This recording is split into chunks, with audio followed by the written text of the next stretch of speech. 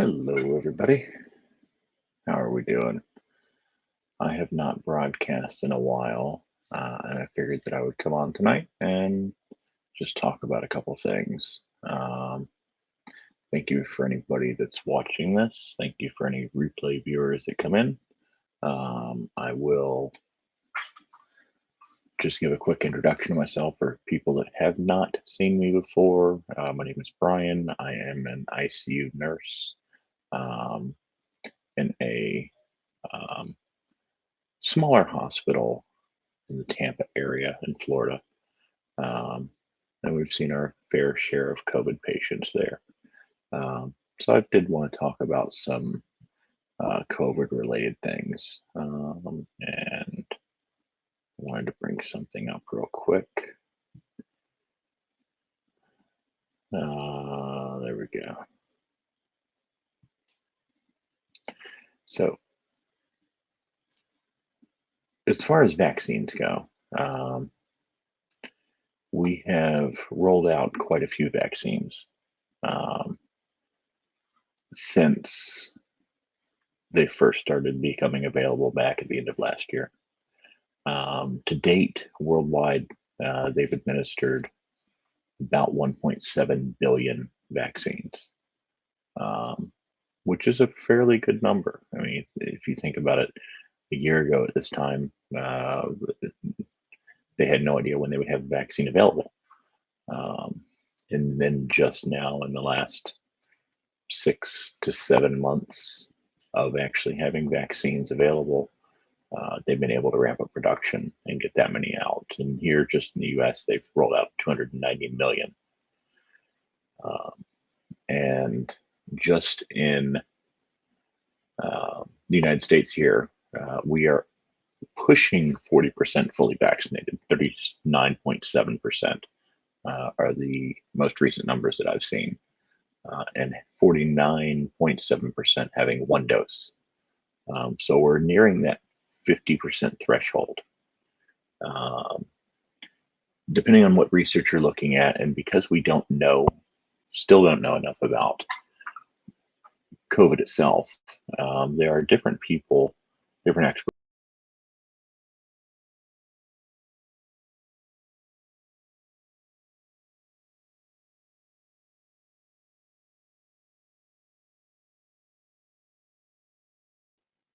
All right, I kicked myself out by mistake. But there are different experts that say different things as far as what that number is, how many people need to be vaccinated before we reach a herd immunity from vaccination. I don't like that word herd immunity because it gets tossed around too much. I tend to use the term collective immunity versus herd immunity, because herd immunity kind of means just not doing anything and letting the weak die off and the strong survive. Whereas collective immunity is more of a, we've done something, we're building up an immunity to this through vaccination. Depending on the research you look at, some researchers say as low as 50% need to be vaccinated.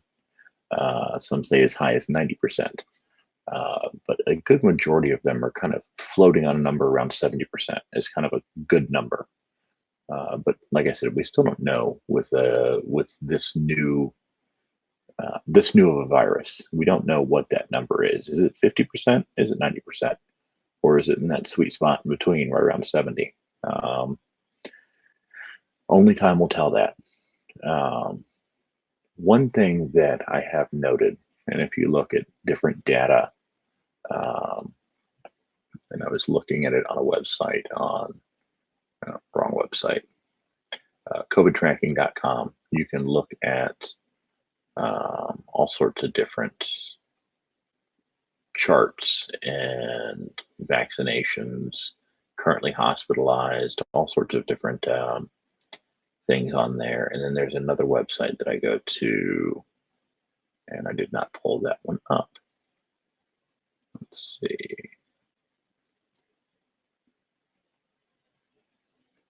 See, I don't think I saved that. Oh, here it is. Yes. It's a website that NPR has put out. It shows COVID vaccine tracking.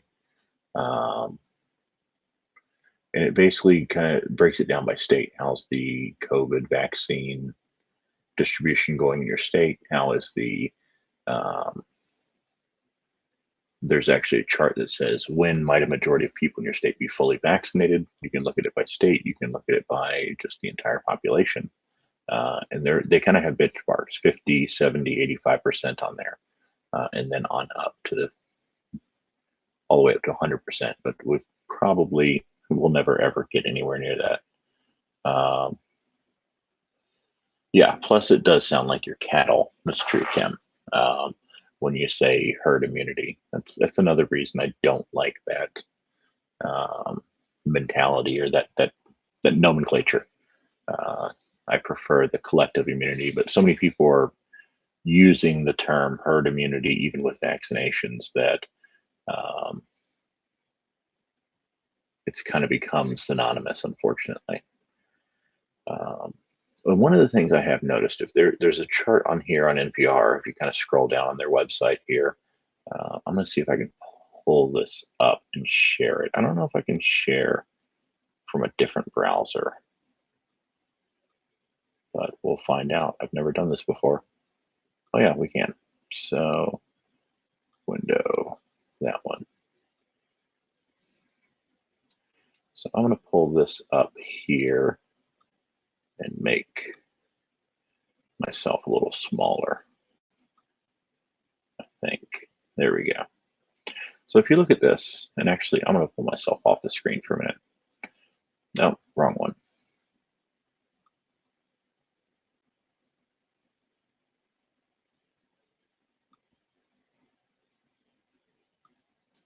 There we go. Figure out how to use the program, right?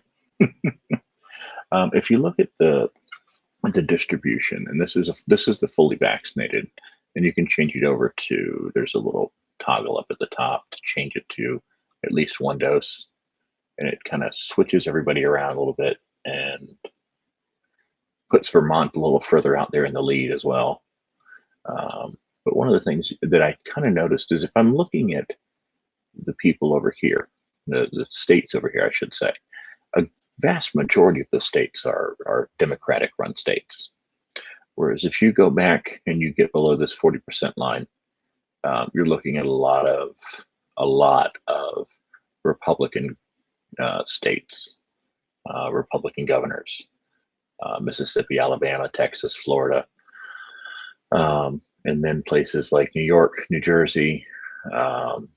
They're doing fairly well with their vaccinations, even with large populations. And one of the things I want to say is like Mississippi, if you go to this chart here, you can actually kind of hover your mouse over it and it tells you when each state is projected to hit those milestones. So if you go way over here to Vermont, you're looking at like July 7th for 85% of their population to be vaccinated. Now, Vermont's not a very populated state. So you could say, okay, well, it's easy to get 624,000 people vaccinated versus, say, 29 million in New York. But if you go over here, New York's not far behind. They're going to hit 70% August 11th and 85% September 28th.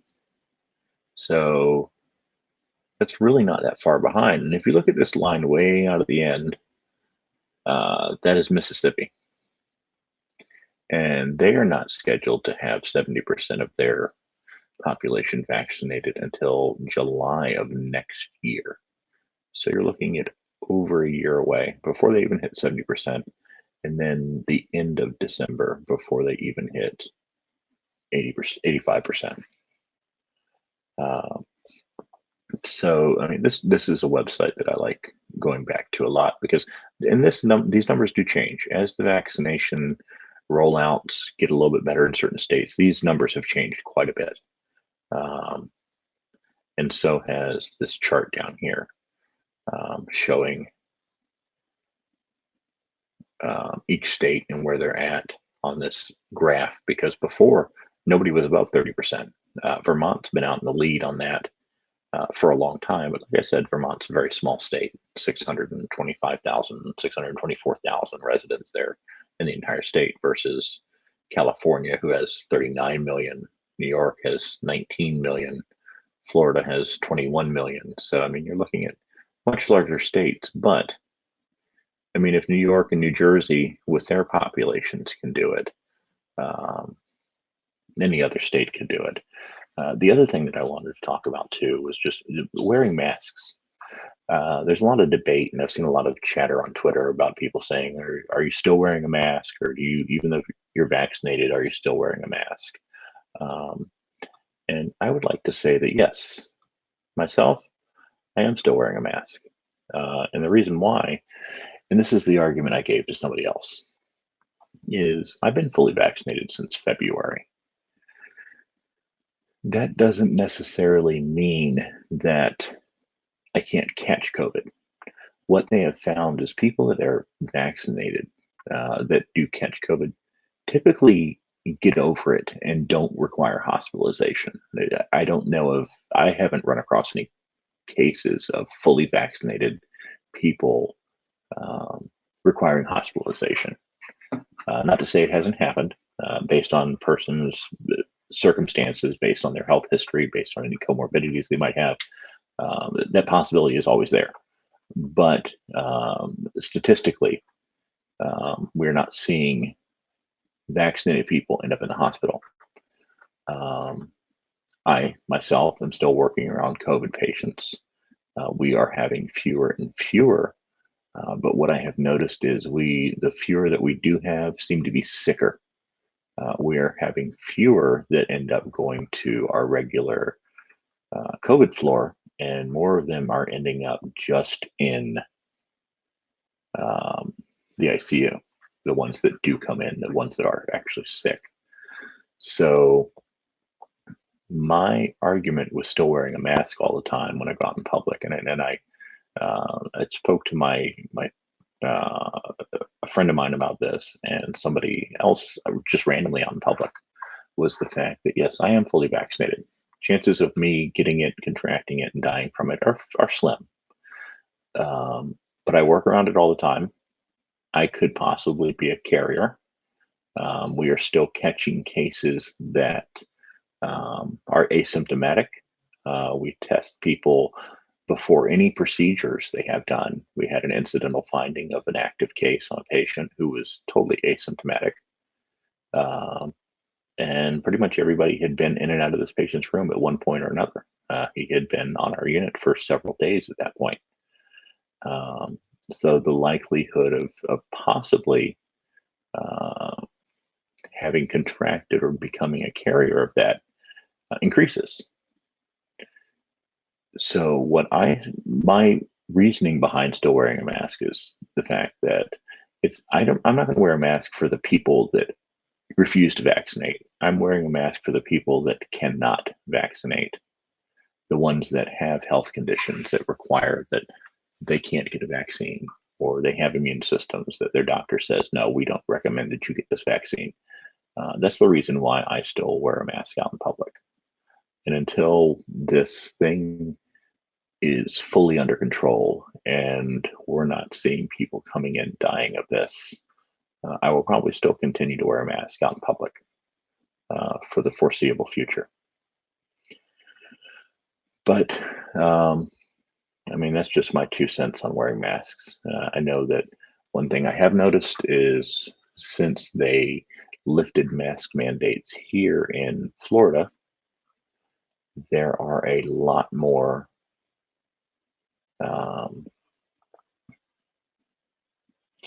there is a lot more cases coming in daily. Our daily case numbers have increased since they have lifted all of the mask mandates here. And I expect that's happening pretty much everywhere where they've eased up on the mask mandates. And then you have people like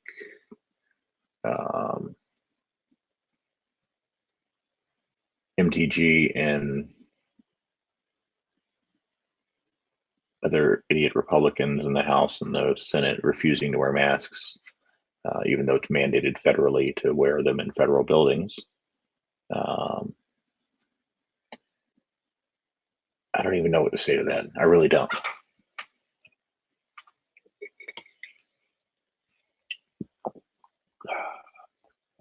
So, but that's really about all I had tonight.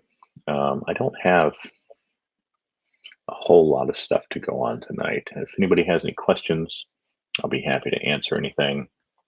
I will say that even though COVID numbers are down for the most part in my hospital, we've had quite a few other fairly ill patients that have been coming through.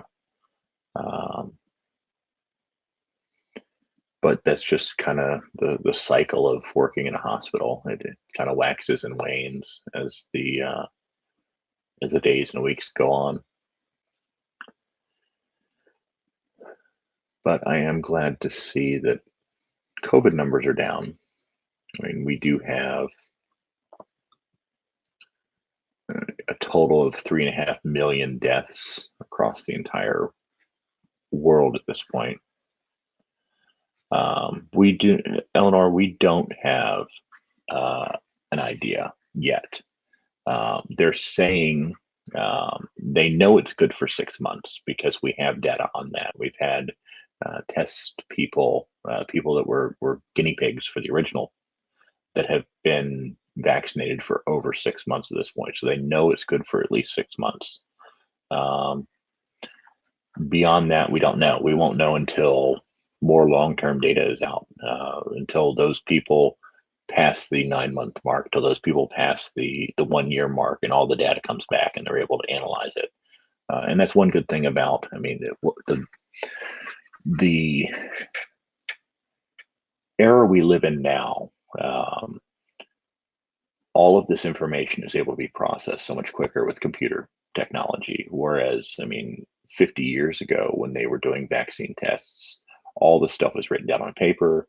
Somebody had to compile it into a report. Somebody had to throw it into a spreadsheet. Somebody had to analyze the data. It had to be double checked and triple checked. They're basically just throwing this data into programs that have been written specifically for vaccine tracking, and they're able to spit out information pretty quickly.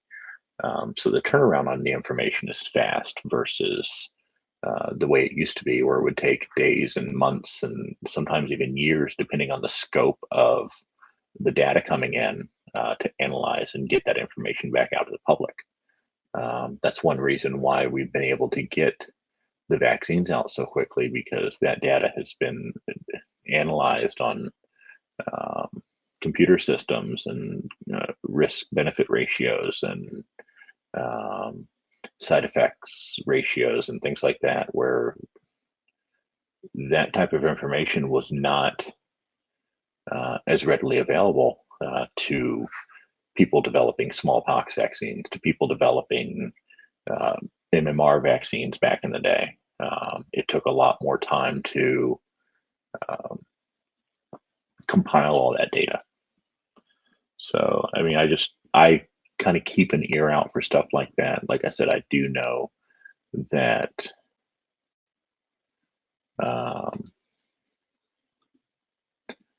let's see, closing that. I do know that only time will tell with how long it will last. I expect that it's a virus. It's just, I mean, it's going to be like any viral vaccination, where you're probably going to need a booster. I mean, you haven't had a tetanus shot in 5 years, you need a tetanus booster if you injure yourself, if you cut yourself really bad, things like that. Flu shots are only good for a year because the flu strands that they put in each year for the flu shot are based on projected what they project the next strains are going to be, what they're seeing early on in the southern hemisphere, as to what strains they expect to show up here in the northern hemisphere, because we're kind of opposite our flu seasons, of course, from north to south. So what the CDC and what different agencies see happening down there is kind of how they build the flu vaccine each year. So the flu vaccine is typically only effective against 3 different strands. They'll do like an A and a B and maybe like H1N1 one year, or an A and a B and then another offshoot of the flu, depending on what they're seeing is popping up the most. And sometimes they get it wrong. Sometimes the flu vaccine is not as effective because they missed which strand was going to be more prevalent that year. So I still get the flu shot, even with an ineffective flu shot. It is it still gives you some immunity to the flu. You still will recover from it a little quicker and typically not get as sick, even if the flu shot's not 100% accurate that year. Hey, Cosmic, good to see you. How are you doing? It's been a while since I've been in here. So, Tori, I hope you're there. She said, when are you going live again? So I said, I'll do it tonight. So I am simulcasting to YouTube, to Twitch, and to Twitter Live as well. So you can catch me in all those different places as well. And I don't even know how to use Twitch. I just created the account just to broadcast there. I've messed with it a little bit. A buddy of mine actually streams games on there. I've watched him on there a couple times, but well, I appreciate that, Cosmic. And hi, Tori. Good to see you. But as far as, like I said, just for a recap, well, life has been good. It's been busy. I've still been working pretty much 4 days a week for the past, months at this point. And other than that, it's just been, busy. Otherwise, we've been moved into the new house, since what, October of last year now at this point. So, it's been months, but it's just little projects here, little projects there. Just little stuff that I do on my days off to get stuff up to snuff, I should say. But all right, thanks, Cosmic. I appreciate that. But as far as like a little recap to go back, what I was saying is basically like we've put out 1.7 billion vaccines worldwide. And that's all the manufacturers all together across the world, because there are some manufacturers that, and there are some of that's estimated too, because we don't have real numbers from China. We don't know what their actual distribution is, but what we know of is about 1.7 billion doses have been given out worldwide, 290 million of them here in the United States. And if you look at, and I'm going to bring this chart back up again too, because I think this is pretty interesting. If you look at, oh, there we go, get rid of that, and then I'm going to pop out. If you look at this chart, there's something to be said about it. If you look at most of these states way out here, and even some of the ones that are above the 45% mark, you'll notice that a good majority of those are Democratic states versus your ones way out here on the tail end, like Mississippi, Alabama, Georgia. Those are your Republican-run states. Texas up here, just barely over 35%. Florida, where I'm at, somewhere around 43, something like that percent. I could go, let's see, where are we at? Show more. It actually gives you actual numbers down here by every state if you want it. So Florida, we're at 38%. So yeah. Versus Mississippi is at 26%. And then what I was showing as well was, ooh, that's further up, isn't it? Yeah. This other chart up here, if you look at this and you hover your mouse over, it tells you when a majority, let me scroll down just a little bit so you can see the title of that. When might a majority of people in your state be fully vaccinated? And if you hover over each state or over each line, it tells you a day when they'll hit that 70% mark, when they'll hit that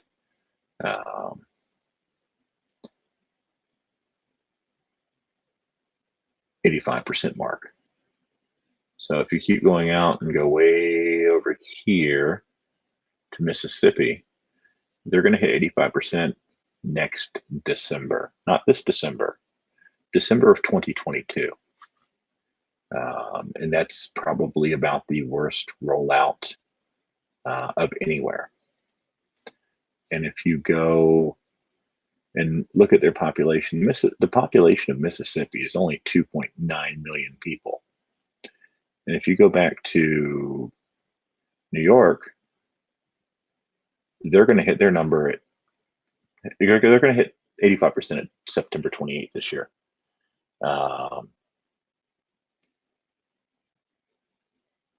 And they have, what is it, 20 million, 29.5 million people. So the size of the state doesn't matter. It's the people running things, the people that are willing to get this stuff off the ground and get it rolling. So if we look at the United States overall, which is this big dark line in the middle, November 8th, still this year, we're still, even with Mississippi dragging it out till 2022, more than a year past this date, the United States is going to hit. It's just pitiful, in my opinion, honestly. West Virginia is right behind them. West Virginia, I can't even remember the population of West Virginia. I know it's not big. I know it's not as big as Mississippi, I wouldn't think.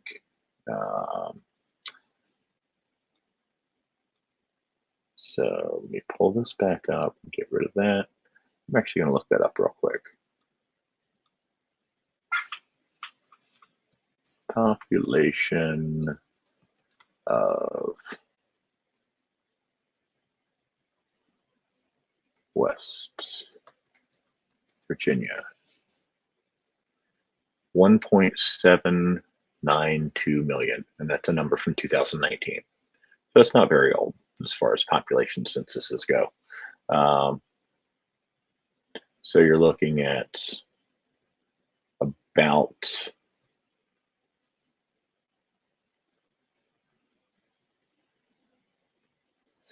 about 6 times. No, sorry. I'm looking at the wrong numbers there. We're looking at about half the population, roughly, as Mississippi. Yeah, Mississippi do better, definitely. That'll be a place I won't be visiting. Not that I ever had any intention of going there, but at least Florida's doing better than that. At least they're doing, I forget where Florida was. Florida on that chart was November 20th. No, sorry. Where did Florida go?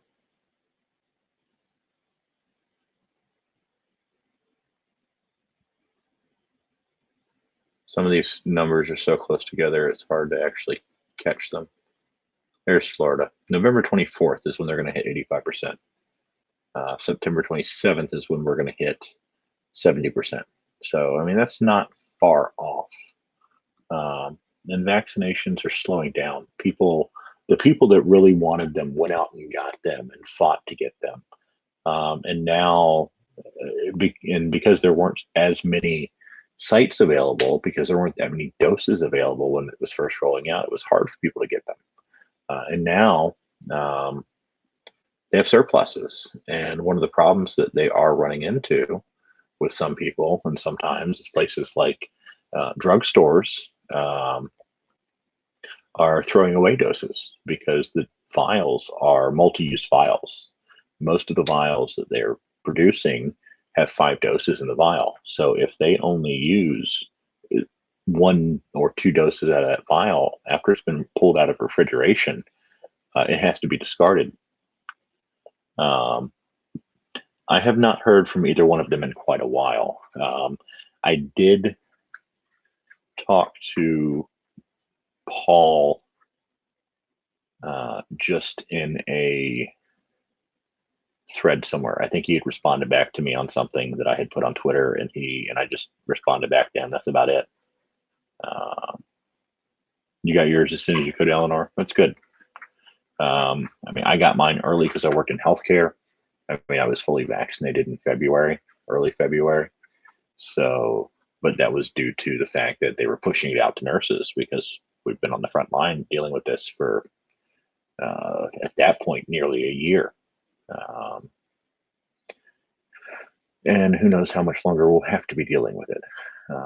They are easing up on some of the restrictions now in the hospitals, which I can't say I necessarily agree with. Hospitals in the system that I work in are now allowing people not to have to wear masks in non-patient care areas. So if you're not in a room, if you're not in a patient care area, they're saying, oh, well, you don't have to wear a mask there. They're also saying that in patient care areas, one of the things that we had to do is we had to wear masks full time, which is fine. We've been doing that for just any regular patient, even non-COVID, been wearing a mask the entire shift. But we were also wearing eye protection. They're saying, oh, well, now eye protection is not required if it's not a positive case or if it's not a COVID case. Which I don't necessarily agree with that because, like I said earlier, we've had several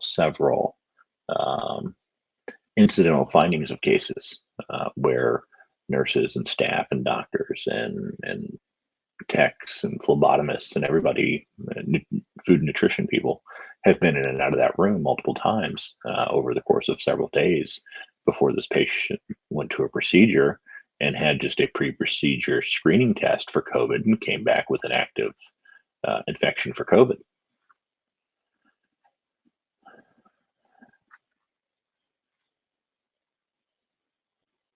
Whispering their DM. Okay, all right. Tell Paul I said hi. Yeah, like I said, I don't even know how to use Twitch that well. Like I said, I made the account. I was able to get BC Merce over there, so I was happy about that. And then that's my YouTube channel too, BC Merce. If anybody wants to follow me just on YouTube, if you don't want to watch me on Haps, you want to see it on YouTube or catch it later on YouTube, you can do that too. You can always catch it later on here as well. I appreciate everybody coming in. Appreciate the questions. Yeah, Cosmic, I'm going to try and get on here a little bit more. I keep saying that, but I want to start trying to get back on a little bit more of a regular routine of broadcasting. Maybe not multiple times a week, but at least once a week. And the day will vary because nurse's schedule. It's always different every week. So I'm off tonight. I work tomorrow and the next night. Then I'm off for a couple days. I'm off for Memorial Day this year.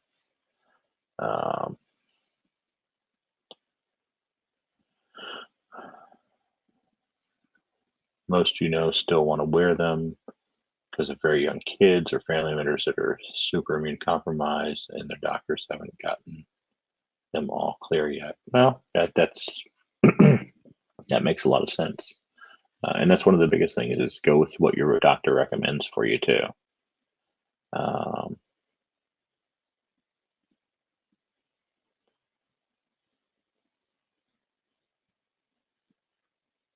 No, they can't walk behind me somewhere. I don't see them. um, yeah, I will be like I said earlier, I'll be masking for the foreseeable future because, like I said, and I think I might have said this before you came in. Cosmic is a debate I had with somebody. It was basically, I've been vaccinated since early February. We don't know how long the vaccine lasts. We were talking about that a few minutes ago, but the chances are I could still be a carrier of it because I still work around it. I might not get sick. I might not even get symptomatic. But I wear a mask because it's not for the people that won't vaccinate, but it's for the people that can't vaccinate. That's my argument. Um, so that's why I keep doing it. So,